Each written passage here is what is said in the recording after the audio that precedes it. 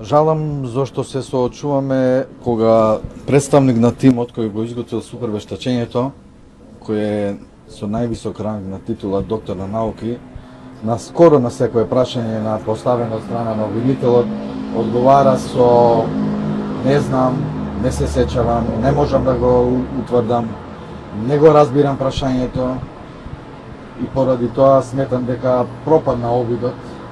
на овие супервештаци да целата вина се пренесе само на 6 обвинетели на возачот, а сите други кумулативни пропусти на другите обвинети да се занимават. Падна маските на судот, значи оваа фарса треба да заврши, бидејќи ако веќе судот го нарача супервештачењето, тоа значи дека супервештаците треба да бидат познаени и по сите релевантни фактори, да ги соочат фактите од